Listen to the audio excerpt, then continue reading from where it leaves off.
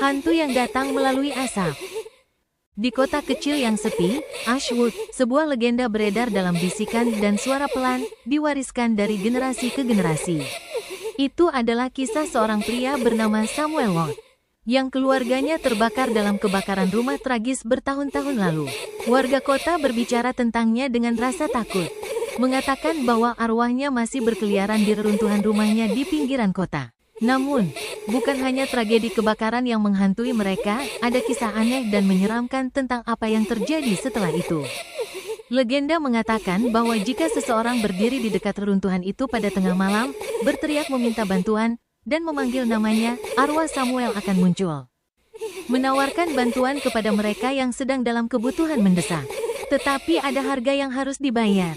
Bantuan itu datang dengan harga yang sangat mahal. Samuel akan membantu, tetapi hanya dengan mengambil jiwa orang yang memanggil.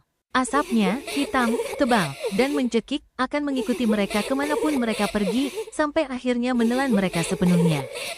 Dikatakan bahwa asap itu tidak pernah pergi, mencekik jiwa, menariknya ke dalam api yang telah menghanguskan keluarganya.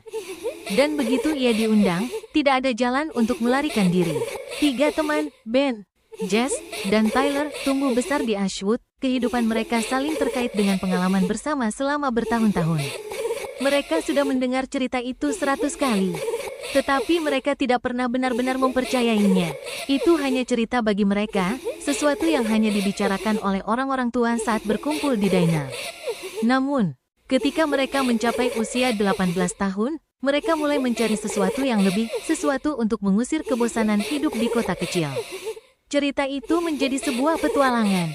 Tantangan untuk menguji keberanian mereka dan membuktikan bahwa legenda hanya itu cerita belaka. Jess yang mengusulkannya suatu malam saat mereka duduk di garasi band, saling bercanda sambil membuka kaleng soda dan membicarakan rencana masa depan mereka. Bagaimana jika kita pergi ke sana malam ini? Tanyanya, suaranya setengah bercanda, setengah menantang.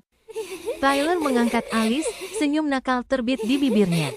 Maksudmu rumah tua itu? Kamu nggak serius, kan? Ben, yang selalu skeptis, tertawa. Iya, benar. Kita nggak bakal bangunkan arwah dengan berdiri di tengah-tengah tempat sepi di tengah malam. Itu cuma omong kosong, tapi Jess sudah menanamkan benih itu. Malam itu, meski awalnya ragu, mereka bertiga mendapati diri mereka berdiri di tepi rumah tua Watt. Leruntuhannya membentuk bayangan panjang yang berputar di bawah cahaya bulan yang pucat. Angin berdesir melalui puing-puing yang hangus, dan udara terasa sedikit bau asap lama, jenis asap yang tidak pernah benar-benar hilang. Ini gila, kata Tyler, suaranya terdengar sedikit cemas. Cuma cerita hantu bodoh, kan? Ben mengangguk, meski rambut di tengkuknya terasa merinding. Iya, nggak ada yang bakal terjadi. Jess melangkah maju. Suaranya bergetar antara kegembiraan dan ketakutan. Kita sudah sampai sejauh ini. Ayo kita coba, kita teriak minta bantuan, dan lihat apa yang terjadi. Yang terburuk, nggak terjadi apa-apa. Mereka bertiga berkumpul, jantung mereka berdegup kencang saat mereka menghadap rumah yang runtuh itu. Jess menarik napas dalam-dalam dan berteriak ke malam yang sunyi. Suaranya bergema di udara yang hening. Samuel Watt, tolong kami. Beberapa saat, tidak terjadi apa-apa.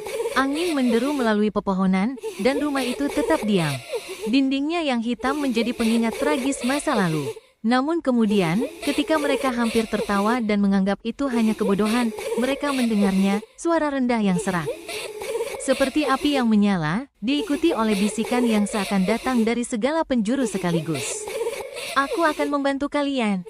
Tanah di bawah kaki mereka bergetar. Sebuah kabut tebal dan berputar mulai naik dari puing-puing rumah yang hangus, merayap menuju mereka seperti makhluk hidup. Kepanikan mulai menyelimuti mereka saat asap itu menyelimuti mereka, berputar-putar di udara dengan kekuatan yang tidak wajar. Kembali ke mobil, teriak Ben, tetapi sudah terlambat. Asap itu ada di mana-mana sekarang, dingin, mencekik, dan tebal. Itu menempel di kulit mereka, di pakaian mereka, di napas mereka. Suara Jess pecah karena ketakutan. Apa yang telah kita lakukan?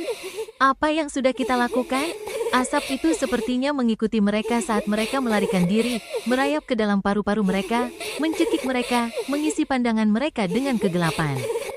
Mereka berlari tanpa menoleh ke belakang, tetapi asap itu selalu ada, selalu merayap di belakang mereka.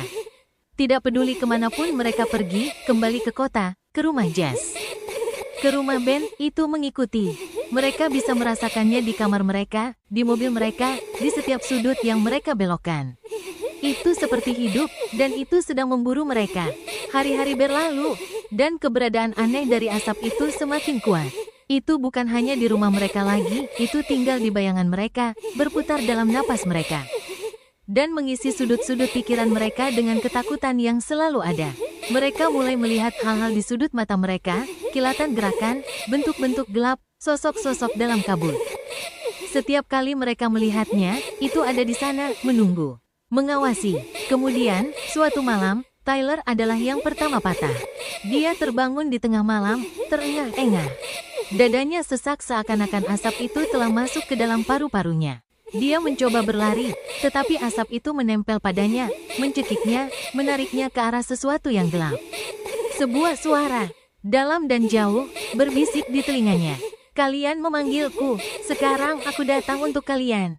Tyler berlari menuju teman-temannya, matanya penuh dengan keputusasaan. Ini terjadi, asap itu nyata. Kita harus menemukan cara untuk menghentikannya. Jess dan Ben tidak perlu diyakinkan lagi. Mereka tahu mereka kehabisan waktu. Legenda itu benar, Samuel Watt tidak menawarkan bantuan. Dia sedang mengklaim mereka, satu persatu, dan segera, giliran mereka akan tiba. Mereka dengan panik mencari cara untuk memutuskan kutukan itu. Mereka mencari di buku-buku tua, berbicara dengan warga kota yang masih ingat kebakaran itu, tetapi tidak ada yang tampak berhasil. Asap itu tidak berhenti, dan dengan setiap hari yang berlalu, itu semakin kuat, semakin mencekik. Kemudian mereka menemukan bagian terakhir dari legenda. Satu-satunya cara untuk memutuskan kutukan itu adalah dengan menawarkan sesuatu sebagai ganti, sesuatu yang memiliki nilai yang setara dengan kehilangan roh itu. Keluarga Samuel Watt tewas dalam kebakaran itu, dan sebagai gantinya untuk bantuannya, dia menuntut jiwa. Tetapi bukan sembarang jiwa, dia membutuhkan jiwa yang terhubung dengan masa lalu. Sesuatu yang terikat dengan api yang telah mengambil semuanya darinya. Pada tengah malam, dengan asap tebal di sekitar mereka, ketiga teman itu kembali menuju reruntuhan rumah Watt.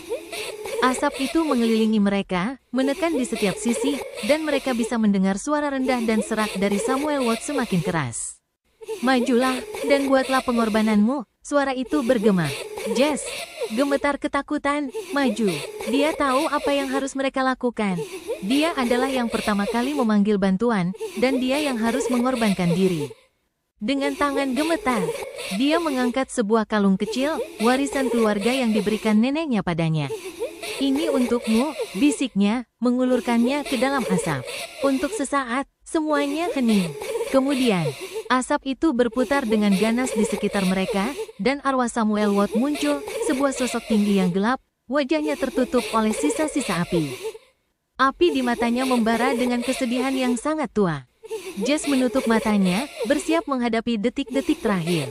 Tetapi bukannya tekanan berat dari asap, dia merasakan sebuah kekuatan yang aneh, hampir lembut. Ketika dia membuka matanya, asap itu sudah hilang, kehadiran itu sudah menghilang, kutukan itu terputus. Ketiga teman itu berdiri diam, jantung mereka berdetak kencang, napas mereka terengah-engah. Mereka telah selamat, tetapi mereka tahu mereka baru saja menghindari bahaya yang sangat dekat. Mereka berbalik dan meninggalkan reruntuhan itu, tetapi mereka takkan pernah melupakan terornya asap itu, atau harga yang hampir mereka bayar. Dan saat mereka berjalan menjauh, mereka mendengar bisikan pelan di angin, sebuah suara yang seakan datang dari mana saja. "Ingatlah aku,